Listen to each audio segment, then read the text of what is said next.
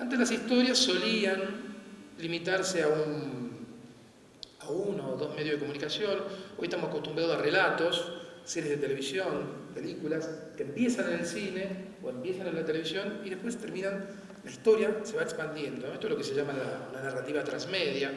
Amigos del canal Zoom, bienvenidos a otro programa de Oiga Profe. Nuestro invitado de hoy es el profesor Carlos Scolari.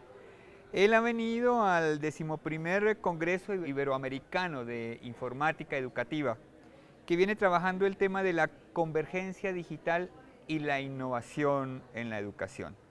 Es un evento que organiza la Facultad de Educación de la Universidad Minuto de Dios, junto con la red Riviecol. Profesor, bienvenido, muchas gracias. Hola. El profesor Carlos Alberto Scolari nació en Argentina hace 49 años. Es un importante docente investigador en las áreas de semiótica y comunicación digital. Este profe se ha dedicado a investigar sobre cómo los seres humanos interactúan con las tecnologías. Gracias a sus investigaciones, se ha desarrollado un abundante y provechoso trabajo de docencia en universidades de Europa, Estados Unidos y Latinoamérica en carreras como periodismo, publicidad y comunicación audiovisual. El profesor Scolari estuvo de paso por Colombia en agosto de 2012 y Oiga Profe lo invitó a dialogar sobre informática educativa.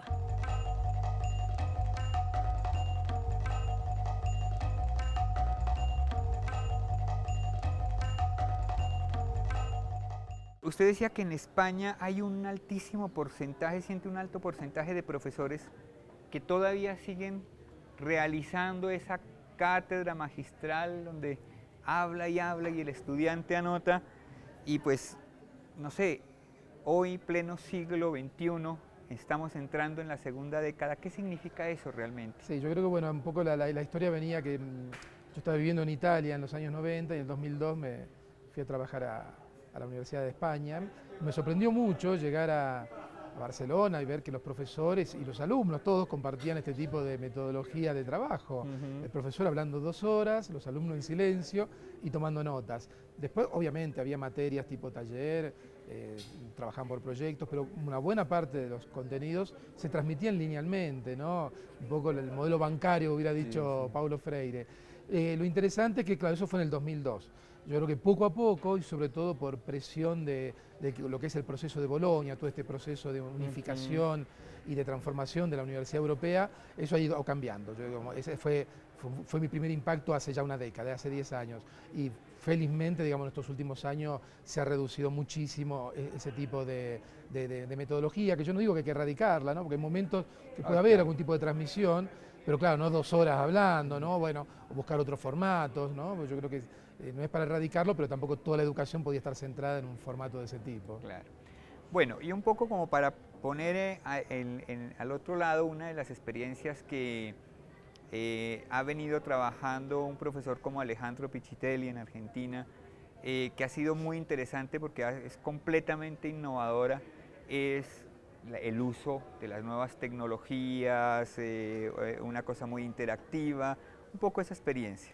Sí, con Alejandro, bueno, somos colegas y amigos de hace bastantes años y yo creo que es muy interesante lo que ha hecho, ¿no? Aparte, no está él solo porque es parte de una red informal de gente que está haciendo nuevas experiencias pedagógicas, y más que tecnológicas, pedagógicas, si se quiere. Lo interesante del proyecto, de las cosas que ha hecho Alejandro Pisistelli, que primero el contexto donde lo ha hecho. Sí. Una universidad como la Universidad de Buenos Aires, una universidad con cientos de miles de estudiantes, yo no sé si está ya cerca de los 300.000 estudiantes, Claro. donde es muy difícil innovar, es una universidad, una mega universidad, y él ha logrado en la última década crear esta pequeña isla, ¿no? Y cada año, lo interesante también es esto, que cada año él refunda la materia, ¿no? La replantea de una nueva manera. En su momento fue el proyecto Facebook, cuando recién se empezaba a hablar de Facebook, prácticamente trasladaron toda la discusión y los contenidos a Facebook e investigaron Facebook. Por ejemplo, ahora el curso que terminó, trabajaron, el concepto clave fue transmedia, entonces todos los alumnos trabajando en proyectos transmedia y ya estarán pensando cosas para el curso que viene, ¿no? Por eso yo creo que es interesante toda su experiencia. Hay un poco también la discusión acerca del tema de lo virtual. Pareciera que mucha gente pensara que porque ya aparece lo virtual, tiene que desaparecer la interrelación presencial de las personas, o sea, que como que todo se va a llevar a la red y que como que todo va a ser virtual. Ahí tenemos otra oposición, ¿no? Entre lo real, el mundo verdadero, ¿no? El mundo real y el mundo de las redes, el mundo virtual. Son estas oposiciones como la anterior, ¿no? Que, como dice Jesús Martín Barbero, son esta razón dualista, ¿no? Que nos impide pensar, porque o es blanco o es negro, es bueno o es malo, y si es así no podemos avanzar, ¿no? Y acá pasa lo mismo. Yo creo que los estudios, incluso sociológicos, antropológicos, hay libros publicados ahora hace un par de meses que recopilan estos estudios, trabajo empírico, digamos, cosa seria, ¿no? Datos serios. Lo que se está demostrando es que toda esta construcción de relaciones en la red potencia las otras relaciones reales. No es que son dos elementos separados. Digamos, los jóvenes, incluso algunos no tan jóvenes, usamos Facebook para también organizar actividades en el mundo real, ¿no? Sí, claro. O sea que como que ambos mundos, el virtual y el real, están totalmente mezclados y pasamos de uno a otro, ¿no? Y ahí que está yendo el uso real de todas estas tecnologías. No es que estamos todo el día flotando en el mundo virtual como se pensaba en algunas películas, no estamos en Matrix todo el día. Sí. Y digamos que el mundo real se enriquece con nuestras interacciones en el mundo virtual. Gracias a la imprenta, una de las tecnologías más importantes en la comunicación de los seres humanos, el libro manuscrito, exclusivo de las élites religiosas, se trasladó hacia tablas que se podían imprimir repetidas veces, dando origen al libro impreso, una de las tecnologías del conocimiento más importantes hasta hoy y que hizo posible la democratización del saber humano. Pero al principio, aunque el libro se podía reproducir mecánicamente y había muchos ejemplares, era un objeto que seguía circulando en las élites, pues la gran mayoría de personas no sabía leer ni escribir. Solo hasta el siglo XIX, con la explosión de la Revolución Industrial, el libro se vuelve un objeto masivo, pues el sistema demandaba de personas con conocimientos mínimos de matemáticas, además saber leer y escribir para conocer el funcionamiento de una máquina y realizar informes de su desempeño. Es allí cuando surge la escuela pública para alfabetizar a las masas.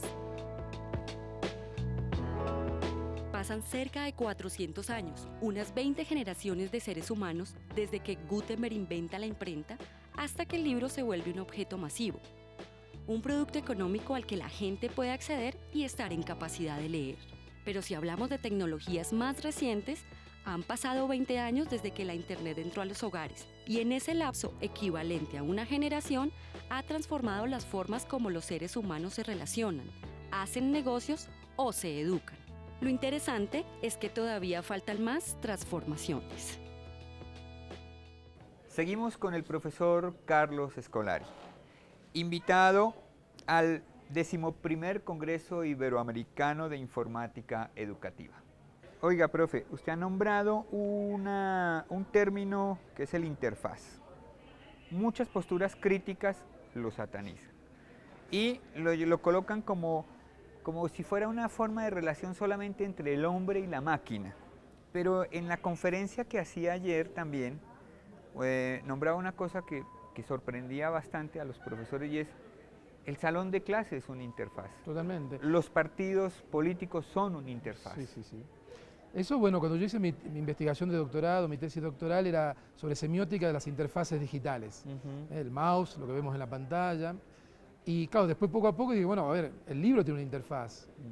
El libro impreso de Gutenberg tiene una interfaz con un sistema de indexación, páginas, unos gestos. Así como la computadora uno hace clic, doble clic o mueve algo, el libro tiene su interfaz, ¿no? Y de la misma forma que el papiro tenía otra interfaz diferente que había que desenrollar y enrollar, ¿no? Entonces vemos que, claro, el concepto de interfaz va mucho más allá de lo digital. Y bueno, a mí me interesa mucho, y son temas que siempre sigo investigando, llevar esta idea de interfaz mucho más allá. Y pensar, por ejemplo, la escuela es una interfaz, el aula es una interfaz, porque tenemos diferentes sujetos y tecnologías interactuando entre sí, que es lo mismo que pasa entre un sujeto y una computadora, ¿no? Y podemos expandirlo, ¿no? Digamos, la escuela como una interfaz entre el alumno, el estudiante y el conocimiento, el saber. El partido político como una interfaz entre el ciudadano y el poder. Y ahí, bueno, podemos empezar a hacer análisis, ¿no? Claro. Los partidos políticos, yo creo que más o menos en todo el mundo son interfaces que tienen problemas. Bastante. Tienen problemas, una interfaz que no termina de funcionar. Yo Sí. creo que en pocos países del mundo la gente está contenta con sus partidos políticos. Yo creo Sí. que eso es universal. No. Bueno, es una interfaz que está en crisis. Sí. Y bueno, y la escuela también cruje. Sabemos que a la escuela le cuesta adaptarse a todo este nuevo ecosistema de medios y cultural en que vivimos. Y por eso yo creo que también es una interfaz que está en crisis, la de la escuela. Claro. Yo creo que todos los debates que se han mantenido en este Congreso demuestran también eso, el interés por averiguar qué está pasando y buscar soluciones. Voy a nombrar unos términos que son términos que hacen parte como de todo esto que estamos charlando, y la idea es como un acercamiento, una definición tal vez muy corta, si es posible, pero que es como la sumatoria de este momento. Multimedia. Multimedia estaba muy de moda en los 90. Este es un problema que tenemos en el mundo de la comunicación estos últimos años, que el marketing nos impone conceptos, ¿no? En los años 90 era multimedia, interactivo, al final de los 90 entró hipermedia. Claro, uno dice multimedia hoy y suena ya pasado de moda. Ahora es convergencia, transmedia. Es el otro término, convergencia. Entonces, ¿qué pasa? Claro, en ese momento el multimedia era el CD-ROM, el producto Sí. por excelencia, ¿no? Poder tener en un mismo soporte toda una confluencia de lenguajes en un entorno interactivo, organizado de forma hipertextual, en red, y era un poco el concepto de multimedia, ¿no? Claro, hoy hablamos más de convergencia. Claro, ahí hay muchas convergencias, porque se habla de convergencia económica, los grupos que se fusionan, ¿no? Time Warner o Disney que compra la Marvel, ¿no? Los grupos que convergen. Hay una convergencia también a nivel de profesiones. Por ejemplo, el diseñador web que conoce de gráfica, de diseño gráfico y conoce de programación. Claro. Digamos, perfiles profesionales que se van fusionando. Sí. Hay una convergencia semiótica de lenguajes, ¿no? Vemos series de televisión que parecen videojuegos por su estructura narrativa. Sí, sí. Y después, bueno, digamos, la convergencia tiene muchas dimensiones, digamos. También nosotros tendemos también a este consumo de integrar diferentes medios a lo largo del día, ¿no? Y después fenómenos, yo creo que también me gusta hablar de la divergencia, fenómenos explosivos, ¿no? Con una nueva tecnología, una aplicación, algo, vemos que se difunde y modifica a lo mejor un videojuego, ¿no? Vemos cosas de ese tipo también. No es que hay fenómenos, digamos, centrípetos que atraen, que serían convergentes, y después hay fenómenos centrífugos, ¿no? que se expanden a todo el ecosistema de medios, ¿no? Yo creo que son dos dimensiones que se sobreponen. Bueno, y el otro que precisamente nos hablaba ahorita es la transmedia. Transmedia, bueno, este es el concepto que yo más estoy investigando estos últimos años, sobre todo la idea de narrativa transmedia, y es una de las cosas más interesantes que están pasando en el mundo de los medios, ¿no? Nosotros estábamos acostumbrados a generalmente relatos, historias, que por ejemplo una película de cine, ahí estaba la historia, ¿no? Y si hacían una historieta, un cómic, era una adaptación. Sí. O viceversa, ¿no? Eso todavía pasa, ¿no? El libro de Harry Potter tiene su película, el libro de Tolkien, Señor de los Anillos, tiene su película. Pero lo que está pasando, y ya de las últimas 2 décadas, pero ahora es la explosión, es que la historia se va expandiendo de un medio a otro. Lo que cuenta el cine no es lo mismo que cuenta el cómic, lo que cuenta el cómic no es lo mismo que cuenta el videojuego, lo que cuenta el videojuego no es lo mismo que cuenta la aplicación para móviles. Tenemos ejemplos, no sé, Matrix, tenemos 3 películas, un videojuego que está como entre la primera y segunda película, Animatrix, los cortos de animación que cuentan otras historias, los cómics de Matrix cuentan otra historia. Y esta lógica ahora la encontramos muchísimo, ¿no? Series de televisión también, que hay una parte televisiva, una parte en libros, otra parte de la historia va en aplicaciones, videojuegos, y uno de los temas yo creo más interesantes para estudiar hoy. ¿Y el hipertexto? El hipertexto es un concepto histórico, ¿no? Porque la primera idea viene de los años 40, pero todavía no se lo llamaba hipertexto, esto es una red de links. Y en los años 60, 66 más o menos, Ted Nelson le dio el nombre a esta red digital de texto entrelazado. Yo creo que a su manera el transmedia es un hipertexto, porque tenemos de último una red textual. Texto puede ser un videojuego, puede ser la aplicación, un cómic, pero es un hipertexto pero unido narrativamente. Claro. Que hay personajes, historias que le dan un hilo, van hilvanando los diferentes textos, le dan un hilo conductor, ¿no? Y bueno, vemos que en estos últimos años esto se va, el poder del libro se va achicando, no es que desaparece, pero digamos tiene que compartir el espacio del saber con otras tecnologías, con otros soportes, ¿no? Y en eso estamos. Sí. Y entonces ese peso del libro que ahora ya se comparte, por ejemplo, ya podemos decir que el video, esto que estamos hablando, es perfectamente válido académicamente, Por supuesto. ¿cierto? Entonces ya el hipertexto en la red también empieza a tener valor. Antes un profesor se hacía cruces porque se citara de la web, que hoy creo que es un sitio definitivamente donde uno tiene que entrar a investigar y tiene Por que supuesto, trabajar. yo creo que es ¿cierto? fundamental que el investigador comparta sus contenidos en la red y sus investigaciones y sus resultados, ¿no? Es muy interesante, por ejemplo, ya hay experiencias, esto que acá en el Congreso se ha presentado el stand de Khan Academy, ¿no? Que es una especie de YouTube de clases, Sí, sí. pero y de buen nivel universitario. Y bueno, son experiencias nuevas, ¿no? Y yo creo que bueno, hay que potenciar esto.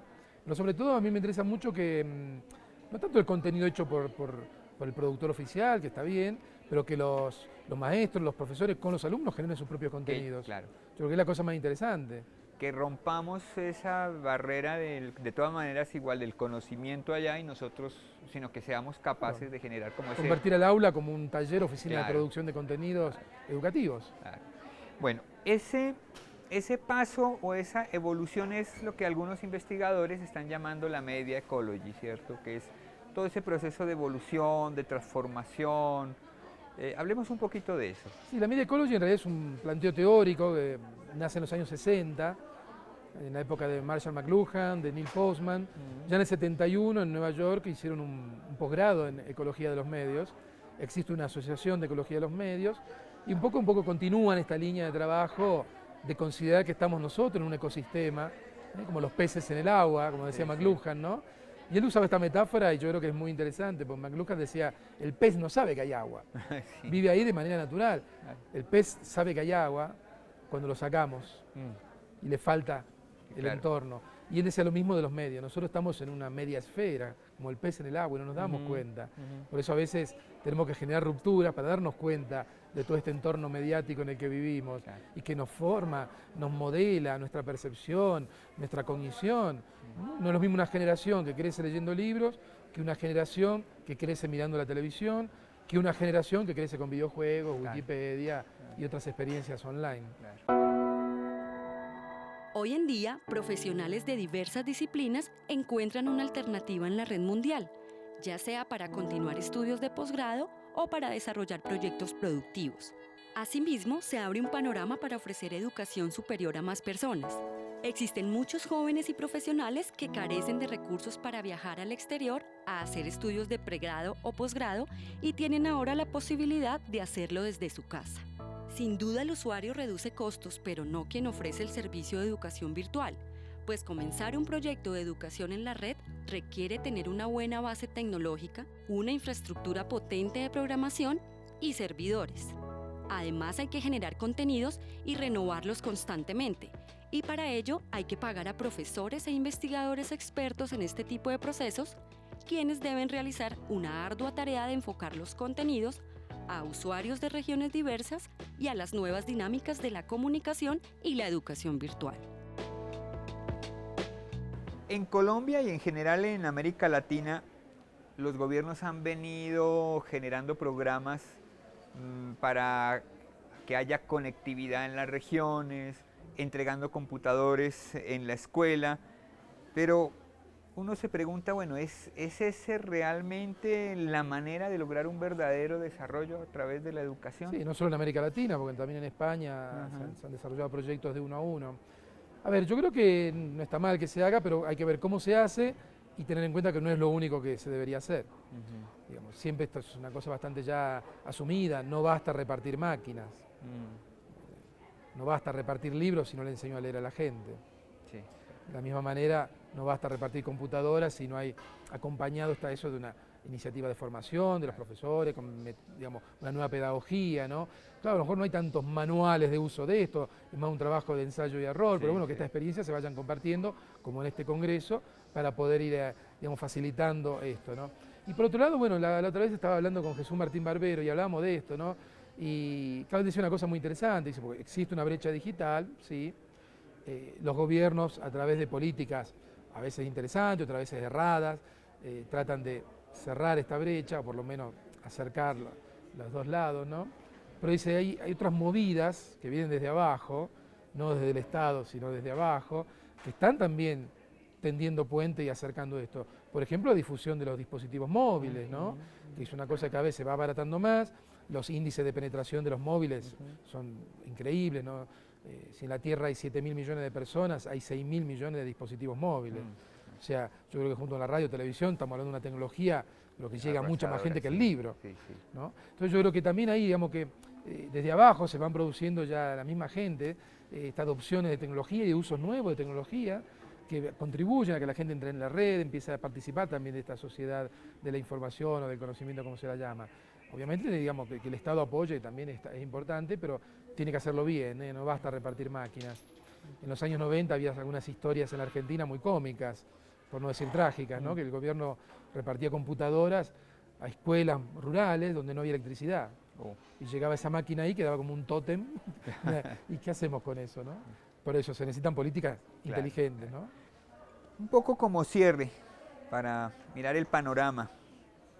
¿Cuál es esa perspectiva en la educación frente a todo este desarrollo, frente al modelo económico también que están teniendo las universidades y los colegios, y frente a lo que son las posibilidades pues, que el futuro nos Yo creo que bueno, presenta? estamos, como dije antes, acá hay una crisis económica, pero también una crisis de modelos, de todas las cosas que nosotros creíamos consolidadas, que se podían seguir reproduciendo, vemos que no funcionan más. Y esto en todos los campos, no solo la educación. Yo creo que lo que está pasando, y sobre todo lo que estoy más cercano, que es la educación universitaria, ¿no? la gran institución formadora de tercer nivel. La universidad, y esto se nota por la crisis, ¿qué pasa? Una carrera tiene pocos alumnos, la cerramos. Ajá. La universidad se va concentrando en ciertos productos exitosos, porque las carreras que tienen pocos alumnos, porque a lo mejor el mercado son importantes porque son nichos profesionales, entonces queda todo un espacio que la universidad no está aprovechando, y lo están aprovechando otras iniciativas por afuera de la universidad, tipo esto, el Khan Academy, Peer-to-Peer University, están surgiendo iniciativas, algunas dentro de la universidad pero en la periferia, como el iTunes University o cursos abiertos de algunas universidades, y después muchas cosas fuera de la universidad. Como que la universidad se transforma en una industria del pregrado, grado y posgrado. Sí. Y todos los otros formatos los está regalando a otra gente para que los haga. Yo creo que la universidad, si es inteligente, debería, no digo hacer todo, pero evidentemente ver qué se están haciendo, qué cosas y nuevos formatos están haciendo fuera de la universidad y meterlos adentro de su estructura institucional. Claro. Y esto es importante, lo que la universidad no sabe, no puede o no quiere hacer, lo van a hacer otros afuera. Por supuesto. Profesor Carlos Scolari, oiga, profe, muchas gracias por haber estado con nosotros, No, gracias a ustedes por la por haber invitación. estado en este congreso y por todos los aportes que no solamente nos hace el profesor Scolari a través de esta charla o a través de sus conferencias, sino en sus páginas y en sus sitios de internet, que ustedes podrán verlos aquí en el rol del programa. Muchas gracias, profesor. No, gracias a ustedes. Para mí es un gusto de verdad haber podido hacer esta entrevista porque lo he venido siguiendo durante algún tiempo. Desde que empecé a hacer la convergencia, empecé a romper esa idea y empecé a entrar como en estas nuevas posibilidades. Entonces hay dos libros que hemos trabajado con los estudiantes en la universidad. Entonces quiero que por favor me regalen su autógrafo. Muy bien. Y ya el miércoles nosotros estamos haciendo hay dos publicaciones, hay una publicación sobre televisión que le contaba, el miércoles se la voy a llevar y le voy a llevar el documental de los 50 años